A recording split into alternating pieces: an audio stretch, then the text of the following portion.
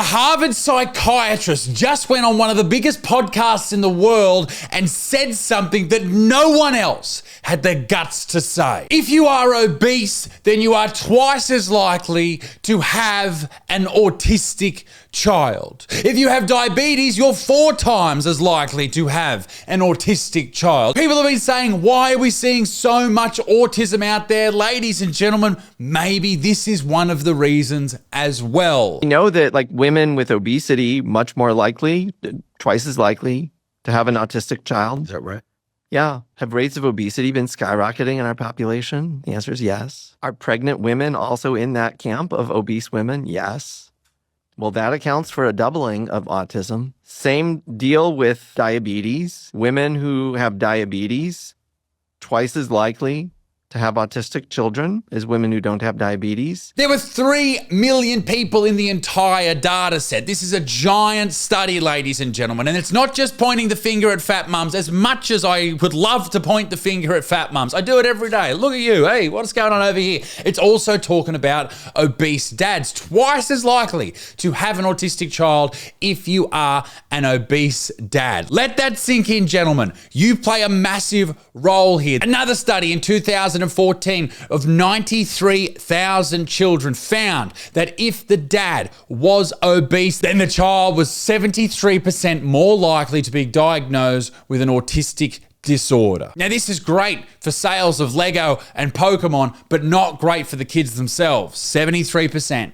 Just from your dad being a fat guy. This should be on every newspaper all over the world. They should be talking about this nonstop. Every nightly news should be covering this story, but they're not, because they're scared. They're worried about being, you're body shaming, you're fat shaming. Fuck off. How about that? How about you fucking suck a fat one, mate? No pun intended. This is absolutely disgraceful, ladies and gents. You should know about this shit. If this study is correct, and then there should be 100 more studies to make sure it's absolutely correct, but if it is, then we need to know about it. You need to take on some responsibility here and get your health in order before you have kids. And that's why I think that this video should appeal to a lot of people, not just mums and dads, not just people who are about to have kids either, but younger people who are going to have kids in 10, 15 years. You should know about this as well. Autism rates have quadrupled in the past couple of decades.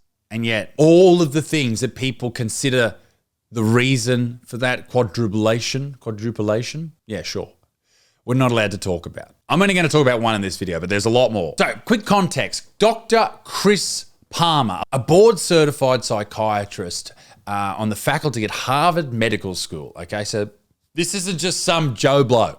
Okay, this isn't fucking me saying this. A clinician, worked in the academia for many years, a fucking scientist, all this shit. He's a fucking doctor. He knows what he's talking about, right? And here's the short version. I know some of you guys out there are making dinner, jerking off, whatever you're fucking doing. His argument is that a lot of what we call mental illness or illness of the brain or development, whether that's ADHD, autism, schizophrenia, anxiety, depression, bipolar, all of these type of things. It isn't just a brain problem, but it's a metabolic issue, a cellular problem, a mitochondrial problem. Now, if you remember back to biology class back in the day, your mitochondria are inside your cell and they're like a little battery or a powerhouse, a power station for your cell. That's what powers your cell. Your body's full of cells. Without the mitochondria, you're royally fucked. Well, the mitochondria do a lot more than just create power for the cell. They also help you regulate neurotransmitters, serotonin. I'm not going to pretend I remember them all. Dopamine, glutamate.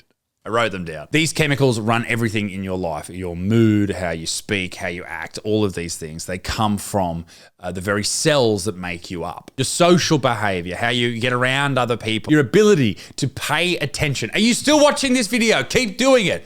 Tell your mitochondria to have a fucking go. But critically, they are involved when you're a fetus. I know some of you still look like fetuses, but you were once a fetus in the development of that fetal brain tissue, how that fetal brain develops inside the mother or the they-them's body. So when the mitochondria damaged, or they're not processing things the way they should in the cellular information that you pass on as a mum or a dad to the child, then that can affect them and how their body, their brain develops. Palmer's argument is very, very simple.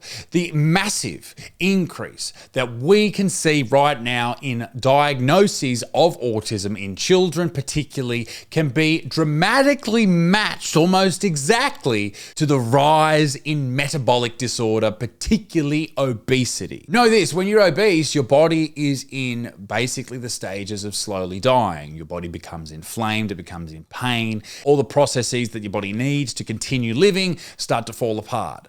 And if that's damaging your cells and you're passing on that cellular makeup to your baby, then you're setting them up for failure. Does that make sense? It's a great time to plug Better Dad. Are your mitochondria all fucked up? Yeah, sure. I'm such a pig. Better Dad is a fitness app, and you don't have to use it if you don't want to. You get all this information from ChatGPT or AI or whatever. But I have it in an app form, so you can go on. It tells you all the exercises you need to do that day. Basically, we've got a really great group of men, dads, who are getting stuck into it right now. So if you are a dad, you want to get in shape, then jump onto the Better Dad app.com website right now and join. So Palmer said that. I think it's very, very interesting. Let's look at the stats. Let's go through what's actually happening here because it's hard to ignore. Obese women have twice the risk of having an autistic child. Twice the risk. And this is my question. If you were about to say, hey, let's start a family, and you could halve the risk of having an autistic child, wouldn't you say, okay, let's do that and maybe lose some weight? That's a question. The same goes for dads. Obese men, twice the risk. And on top of that, men and women with diabetes, that increases the risk twofold. So you're looking at 4 times the risk. If you have 4 fucking times diabetes and you're overweight, the risk explodes just from having those 2 conditions. And this is what shits me. This is what does my head in. All of these people saying health at every size, bigger is better, all bodies are beautiful. Yeah, sure. I hope you enjoy your giant body and getting around and people playing little trombones as you walk past them. But the argument's always been they're not hurting anyone. They're only hurting themselves. Well, I guess that's not true anymore. And I know someone will be saying, well, autism isn't something to be ashamed of. It's not a problem. Well, mate, it fucking is, all right? There's levels to this shit. Most of you know, if you've been watching this channel for a long time, I've got an autistic brother with severe autism. He's never been able to talk, look after himself. Both my parents are like relatively fit people too, so that's not the issue here. I thought I'd just add that for the context of the video.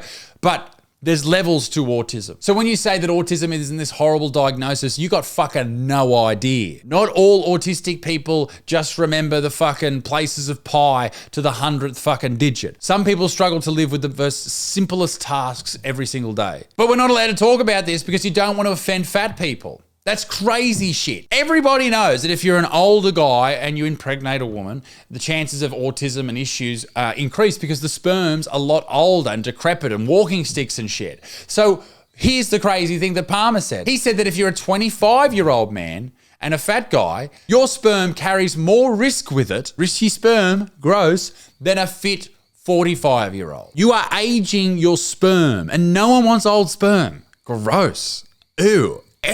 Neurodevelopmental issues and conditions have quadrupled. I've said that in the video already. This needs to be something that is studied dramatically. This is like a pandemic sort of shit. And I think the reason that no one's talking about this, and you still won't hear anybody talk about it, is when you blame particularly women for anything, then people just panic. They shut down. But ladies, don't you want to be treated equally? Because if it was dudes that you could blame solely for this, it would be on the fucking every billboard in the country. But because it's women, you can't. And that's ridiculous. Don't you want to be treated equally? Don't you want to live that life with parity with men? Come on. Cop a little bit of the blame. Lose a bit of weight. Have a non-autistic child. It is inconvenient to be told that you may give your child a condition just because of the amount of food that you eat. But sometimes as adults, we need to be able to hear this shit. And you know what? This is the type of shit that should be taught to everyone. To kids in school, you should know this. You should know that if your body weight's getting a little bit out of hand, you're starting to pack on the kilos or the pounds, then okay, let's turn it around before we get to the age where we've packed on 30, 40, 50 kilos and we need to do something dramatic. On top of all of that, your ability to have a child is impaired when you are obese. Have a look at a lot of the people, not all of them, good God, that's not what I'm saying, but a lot of people who struggle to have a kid or conceive, they are obese in a lot of situations. And that is not me saying that all people who go through IVF are, you know what? Fuck it. Everyone who goes through IVF is fat. What makes all of this worse is only 7% of Americans, and I imagine it could be extrapolated out for the rest of the Western world. Only 7% are metabolically healthy. 7%. Everyone else, 93%. Everyone's got heart issues. Everyone's got high cholesterol. Everyone's got high blood pressure. Everyone's got issues like that. So what are we doing when we procreate? The shit we're passing down. Like it's damaging. Imagine how chronically ill we are making our children just by the shit that we shovel into our fucking faces. And I'm guilty of it. I don't eat an amazing diet. Like I'm dieting at the moment. I've dropped a heap of weight. We've been doing it on the Better Dad app regularly. I've always had issues with food. I just fucking keep eating. That's my problem. That's why keto works for me, because it stops you eating all the yummy shit.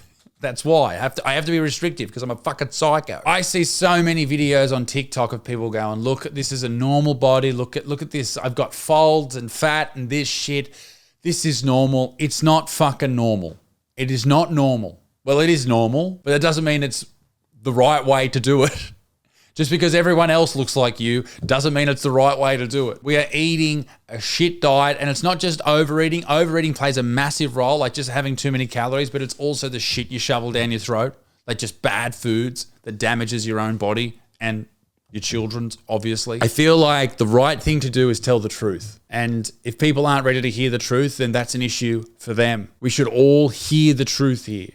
If what this man is saying, if what these studies are saying is accurate, then we all need to know what's going on. Just to wrap this fucking thing up, this is one of the reasons I started Better Dad, because I wanted to get dads as fit as possible, strong, so they can run around with their kids for as long as humanly possible. Somehow, I wanted to help make this generation of dads be able to be not just fit dads, not just strong dads, but I wanted them to be fit, strong granddads. I wanted them to lay the basics down and understand how to, sort out their nutrition and train, so that when they're older, they're not just decrepit old men who can't chase their grandkids around, or they croak, or they fall over all the fucking time. I want to help this generation of men somehow, and that was my way of doing it. Also, I feel like making videos like this is another way to do it. Saying the horrible things out loud, because they're true. Ladies and gentlemen, that is the end of the video. Let me know what you think in the comment section down below. Am I right? Am I wrong? Or is this Harvard psychiatrist right or wrong? Yeah, let me know why you think it's right or wrong. Talking about children, here comes mine now. Hello, Atticus. How do you do? Be a good MFer. Peace in the Middle East. Me doodle stinks. Toodaloo off. Bye-bye.